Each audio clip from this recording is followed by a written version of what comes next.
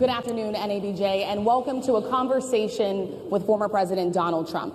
This discussion continues a decades-long tradition during election years of inviting journalists to discuss the policies and their impact with the candidates who are running for president, and the impact of those policies, especially in black communities.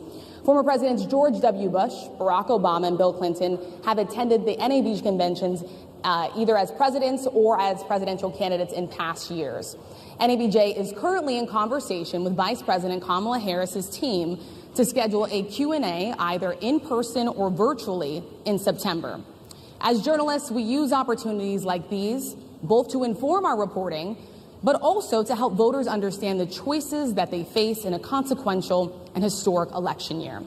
NABJ has partnered with PolitiFact to fact-check this conversation in real time. You can access that feed on social media using the hashtag NABJFactCheck. Again, the hashtag is NABJFactCheck. We have a lot to get to, and we do not want to waste any time, so let's bring out the former President of the United States, the Republican nominee for president, former President Donald Trump.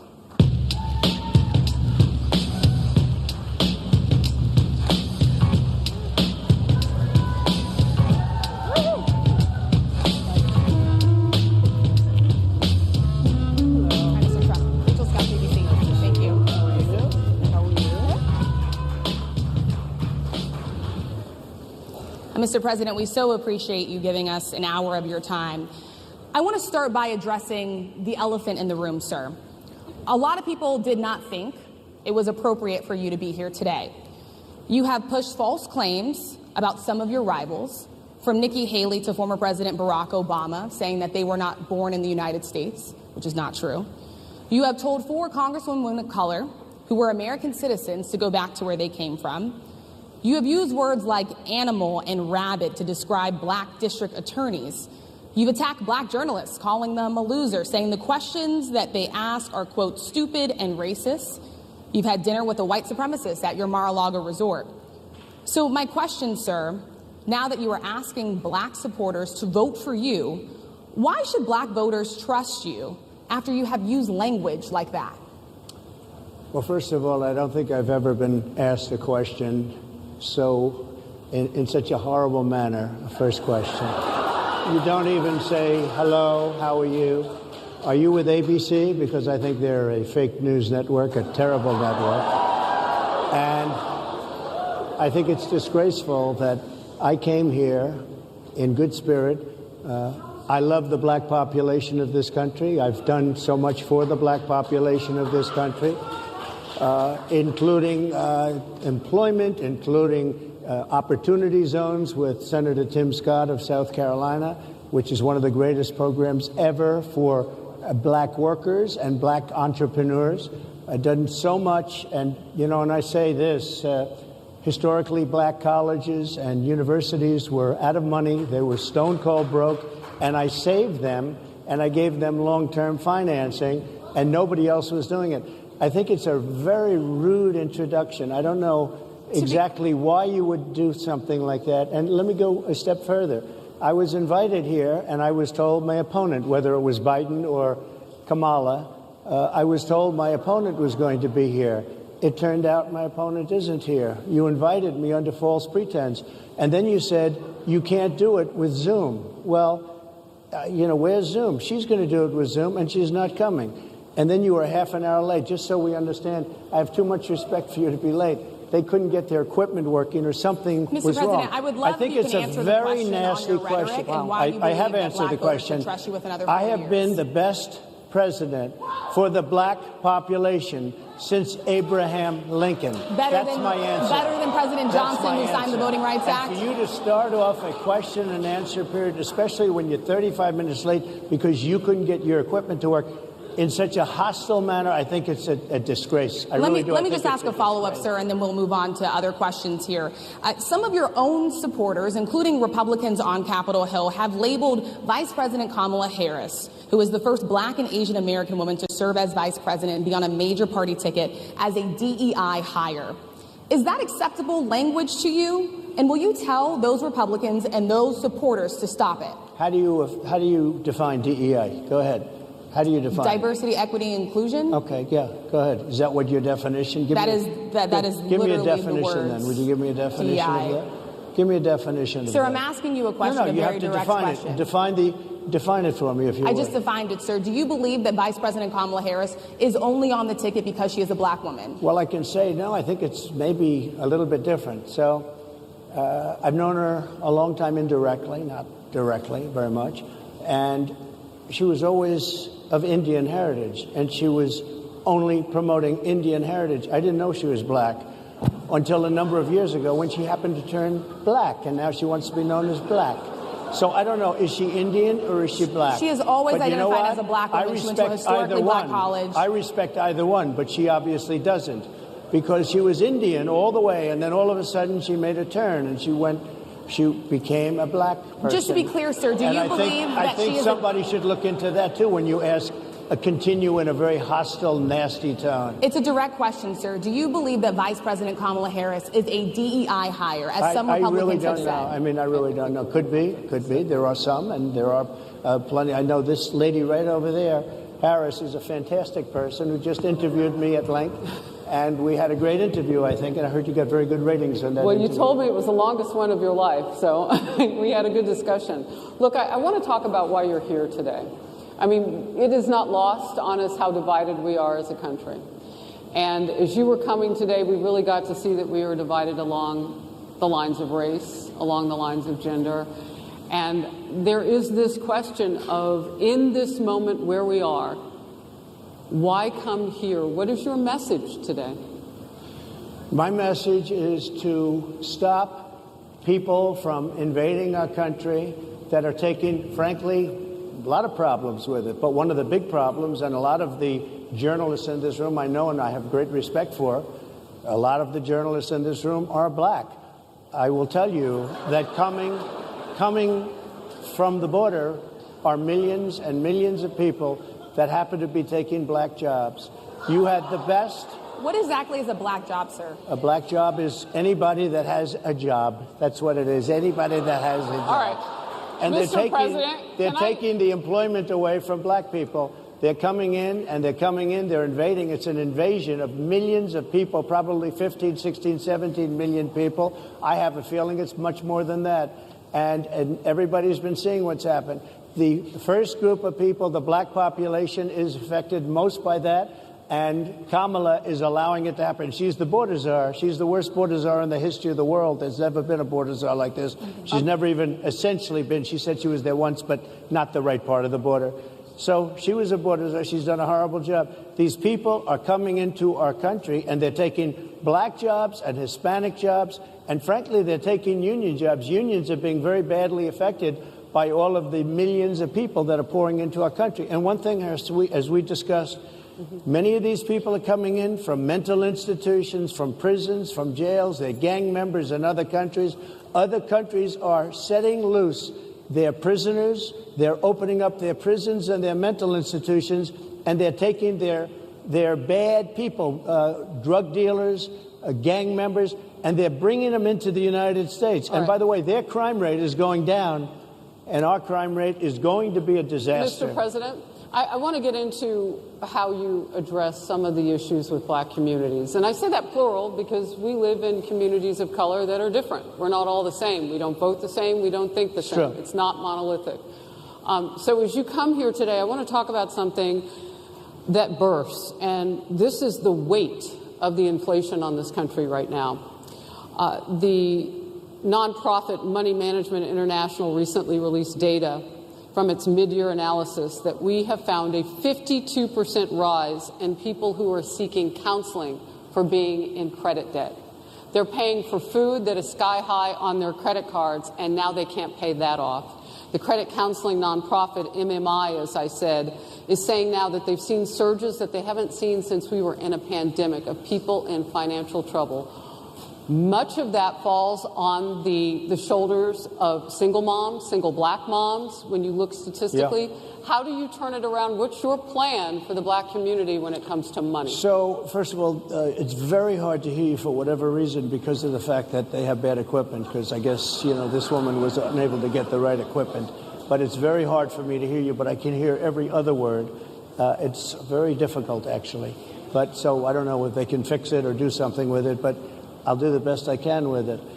The inflation is absolutely destroying our middle class, our working class, virtually every class. Inflation is a disaster in our country.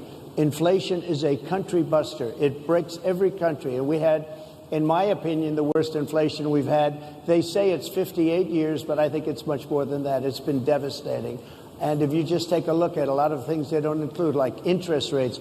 Interest rates went from 2.4% to 10%, and you can't get the money. People can't buy houses. They no longer have the American dream. Young people, young black people, they don't have the American dream anymore. They can't buy a house. They can't borrow the money because of the cost of the money. They can't buy it because of the cost of housing, because of the cost to build it, because of inflation. Inflation is a disaster, and it's destroying our country, and it's destroying the black community probably as much or more than any. What's your plan? You know what we have to do? We have to bring down the cost of energy, and that's going to bring down the cost of inflation. This was all started with a bad energy policy by Joe Biden. By the way, just if I might, I was running against a man named Biden. You probably saw that. And he was losing very badly in the polls, and then he had a rather bad debate. I would say it was a bad debate. I would say it was one of the worst debates in history. And his poll numbers crashed. And instead of saying, you know, let's keep going and maybe something happens the other way, they said, oh, we're going to replace him. Let's just replace him. That's like you're in a fight. A prize fighter's in a fight. He's not doing what you say, let's bring in another fighter. So our whole campaign was steered toward him, and now we have to steer toward him. But ultimately it's the same because they have bad policy. They have policies of open borders, unbelievable open borders, horrible energy policies. They want to get rid of, as you say, gasoline in cars. They want to get rid of oil. They want to get rid of efficient heating. Mr. President. Environmentally, what they're doing is killing our country. They're absolutely destroying our country. But the inflation is the thing that's hurting the black worker, the black population, and every other population within our country. Inflation is the worst it's been, I think, in over 100 years. And they'll fact check it. They'll say it's only 58.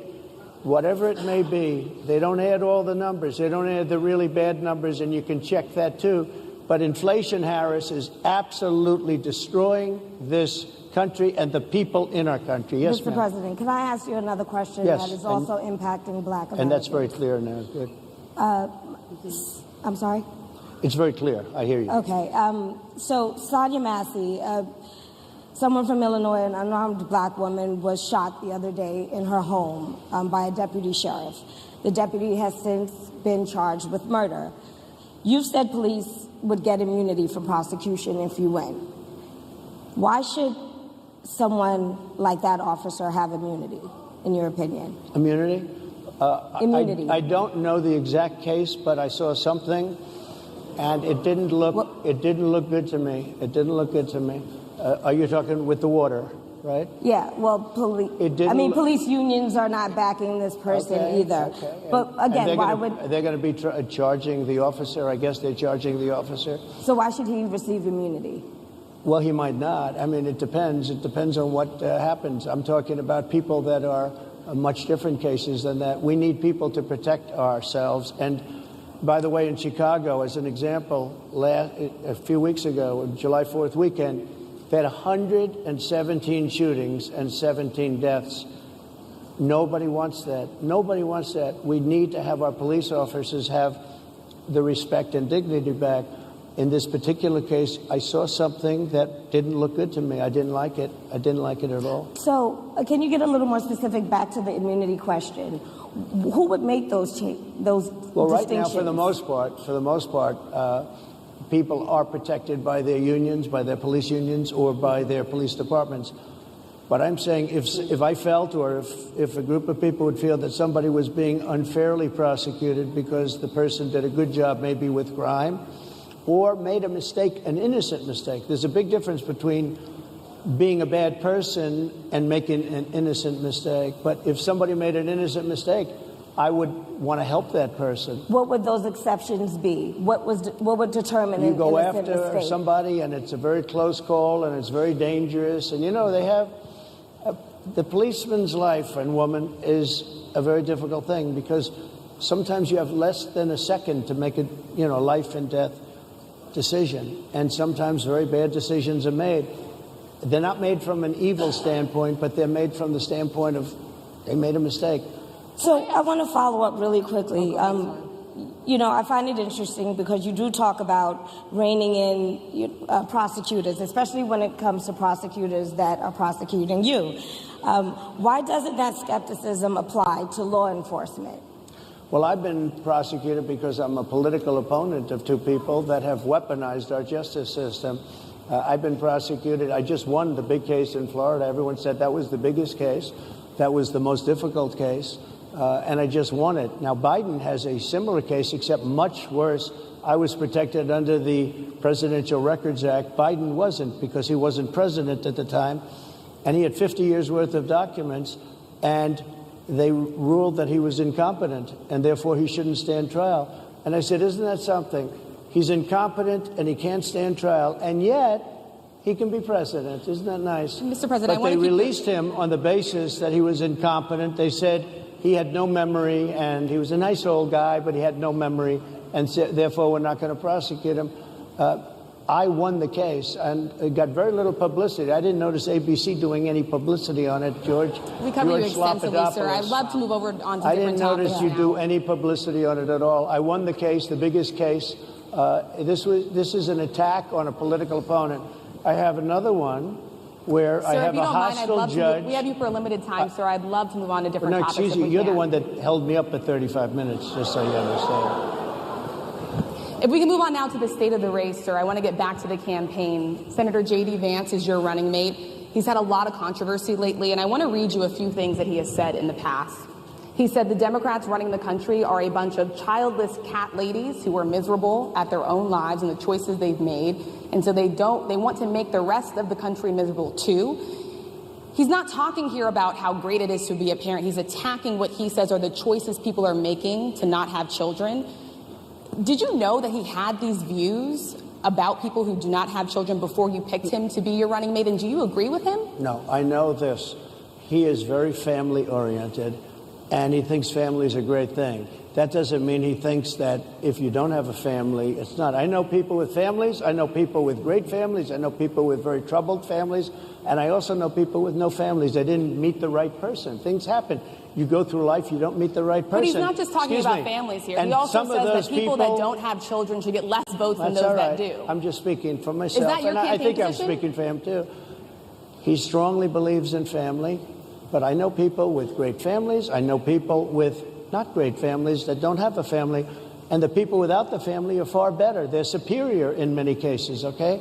He's not saying they're not.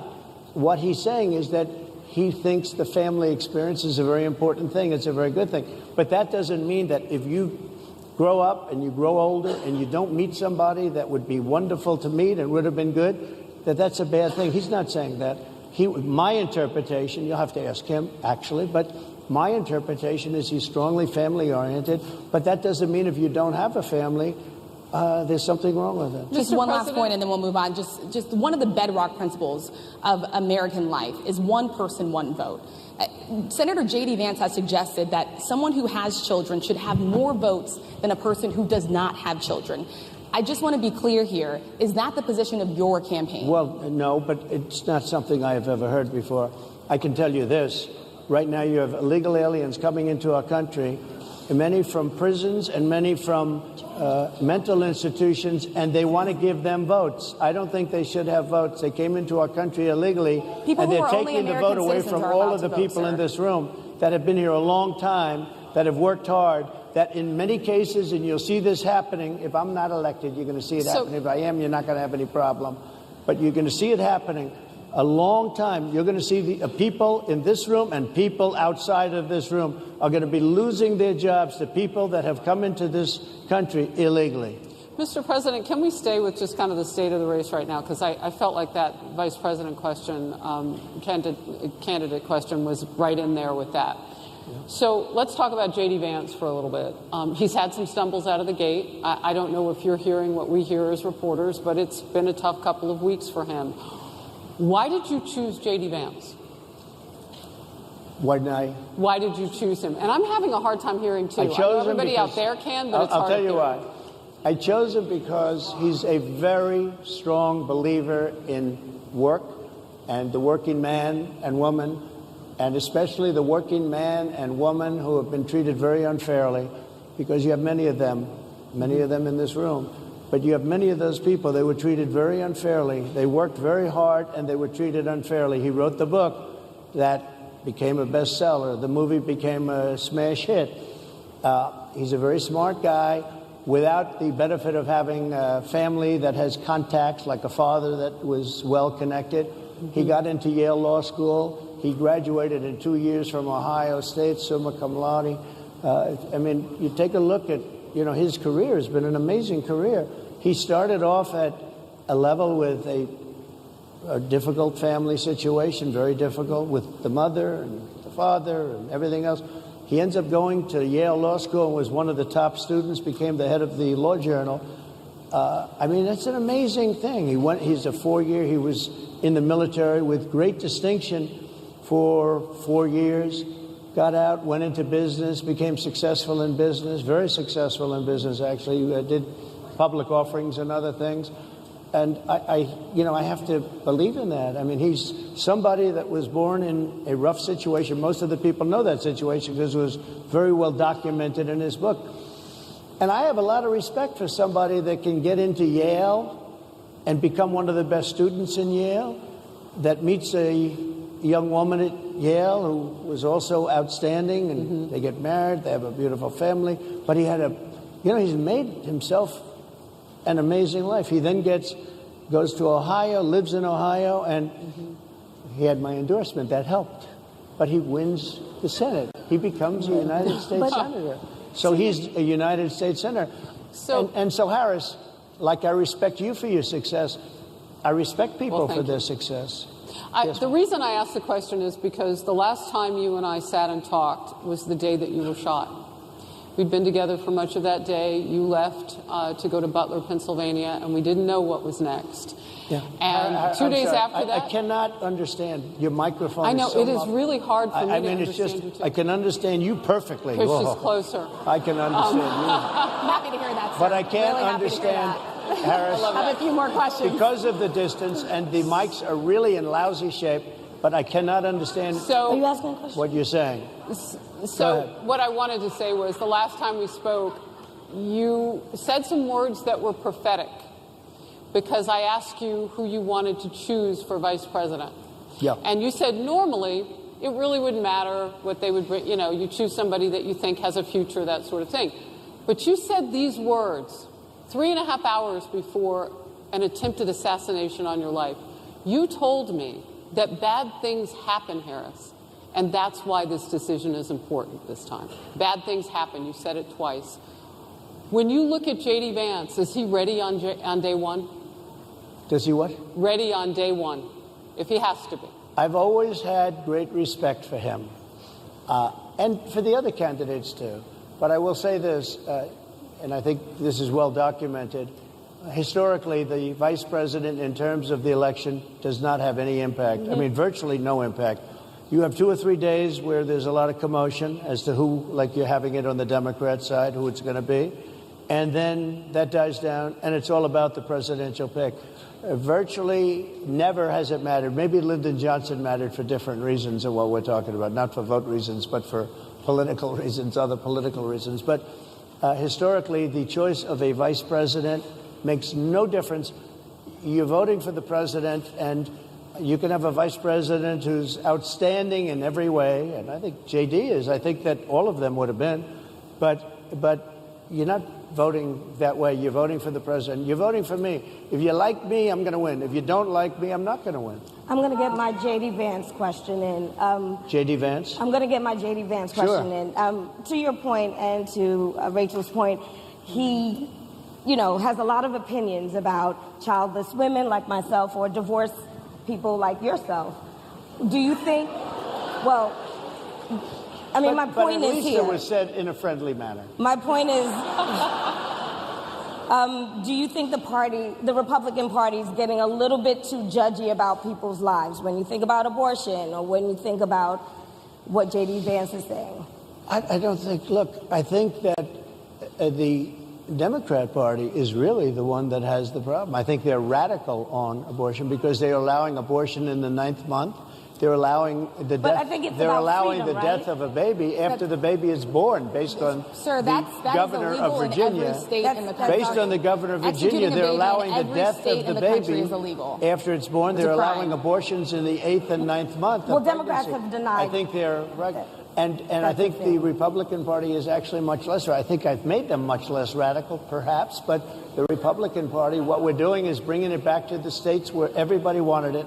Democrats, Republicans, liberals, conservatives, everybody wanted abortion brought back. They didn't want Roe v. Wade in the federal government. They wanted it. Everybody But the wanted majority it of back. Americans oppose Excuse Roe me. v. Wade being They overturned. They Multiple don't know polls have about showed that, this. sir. Right now, they're voting. It brought it back to the states. Now, I happen to believe in the 3 exceptions. Ronald Reagan believed with rape, incest, life of the mother. I do. I think most people do. I think most Republicans do also. But if you take a look, right now they're doing, it's an amazing thing, out of the federal government, it's in states, and people are voting. And I will say, Ohio is, let's call it a more liberal version, has been approved. Kansas, the same thing, a little bit surprising to a lot of people. But the people are now voting. And it's taking this issue that's been going on for 52 years and has torn our country apart, and it's giving it to the people to vote on. And they're voting. And many states have already voted. Others are in the process of voting. And it's bringing it back to the people and a vote of the people. And it's not at all radical. And again, you have to follow your heart. I happen to believe in the 3 exceptions. Most people believe in the 3 exceptions. Most Republicans believe in the exceptions. But they don't want to see an abortion in the 9th month or the 8th month. Almost everybody agrees to that. And they certainly don't want to see, in the case of the governor of Virginia, the former governor, I might add, who said, we set the baby aside and then we decide what to do. Meaning, what do? We execute the baby. That's a radical, horrible position. And some people want that. I don't want it. Most people don't. Thank you. Can I just pivot really quickly to another question about, you brought up health, Harris. You're an active man. We see you golfing all the time. But if you win, you'll still be president at 82, which is older than Biden is right now. But not mentally. Look, mentally. Here's the question. He's shot. But most people, I know many people in their 80s and their 90s that are in great shape. Some of our greatest leaders. You look at throughout the world history, the greatest leaders, some of the greatest leaders in the world were in their 80s. But here's the question. Would you consider stepping down if you felt that your health was declining? Or would you? Oh, absolutely. And who would I think I'd know. How would you make that decision? I think I'd know. Look, if I came onto a stage like this and I got treated so rudely as this woman treated me. Oh, my goodness. And I'm fine with it because she was very rude, sir. Very rude. That wasn't a question. She didn't ask me a question. She gave a statement. That wasn't a question. I repeated your statement, sir, actually. You said you would. You would. Oh, make that absolutely. decision If I to step thought down. that I was failing in some way, I want people to be sharp. I'll go a step further. I want anybody running for president to take an aptitude test, to take a cognitive test. I think it's a great idea. And I took 2 of them and I aced them. Well, I took 2 of them. But let me ask you. Yeah. I would like to have people running for president, and I don't mean because they're 75 or 85. I think anybody running, I'd like to do it. People say it's not constitutional. I would like to have something passed where you can do it. I think we should know. I mean, I've watched what's happened in the last couple of years under this gentleman, and our country is a mess. We have inflation. We have the millions of people falling in. We have Afghanistan, which was the worst, most embarrassing moment in the history of our country. What he has done to our country, and her too, what they've done to our country. She has been a horrible vice president. She's considered the worst vice president in the history of our country. Don't mean to interrupt you, but would you consider taking the cognitive test? Mr. President, I would love to and do make it it public. Well, I've already taken 2 of them, but I'll do it again. Mr. President, how do you intend to... I suggested, Harris, that let's take one. I said, Joe and I will go and take a cognitive test. Now, I'd do it with her, too. I would do it with her also. You know what?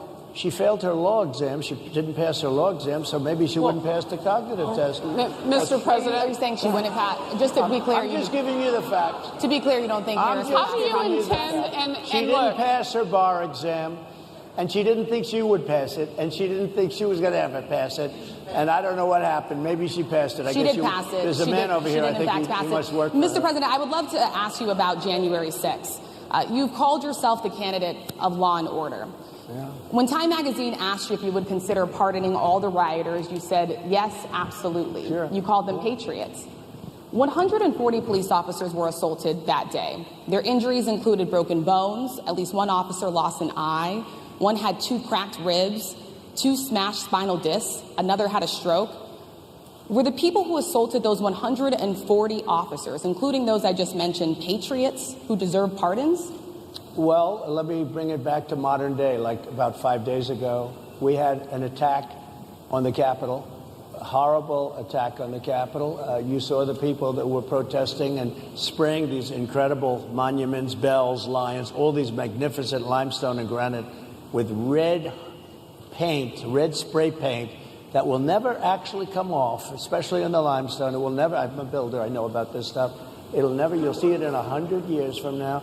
They viciously attacked our government. They fought with police. They fought with them much more openly than I saw on January 6th.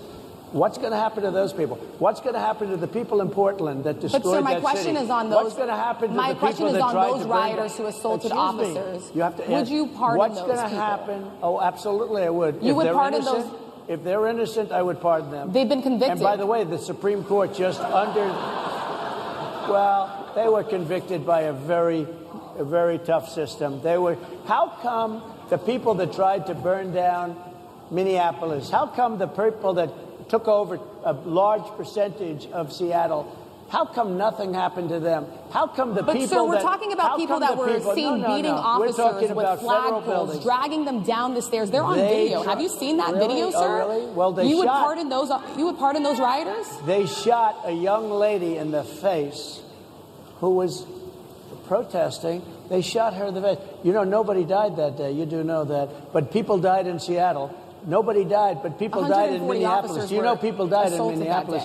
And nothing happens, and nobody ever talks, and nothing happens to those people. But you went after the J6 people with a vengeance. And I'll tell you what about the cops that were, and I'm all for the police, as you know, but what about the police that are ushering everybody into the Capitol? Go in, go in, go in. What about that? Look, nothing is perfect in life. But you have people from Minneapolis, you have people just from 5 days ago in Washington, D.C. They were having fistfights and fighting with the police. They were spraying and destroying. They were desecrating our monuments in Washington, D.C. 5 days ago, and nothing happened to them. And you can't have 2 systems of justice. That's why they went after me as a political opponent, because they felt they couldn't win without doing that. And we're going to win our cases, and we're going to be vindicated. But I have to spend a lot of time on that and money. That's what they want. After the election, they won't care. Although in my case, I think they probably will, because the hatred is pretty deep. But I'll tell you, they went after me as a political opponent. That's never happened in our country before, and it sets a terrible, terrible precedent. What do you do on day one if you win? What's your first thing? What do? I close the border. I do 2 things, because I can do a lot of things simultaneously. I close the border. We don't want people coming in. We want people to come in, Harris, but they have to be vetted. They have to be checked. They have to come in legally. I want people to come into our country, but they have to be vetted. They have to be checked.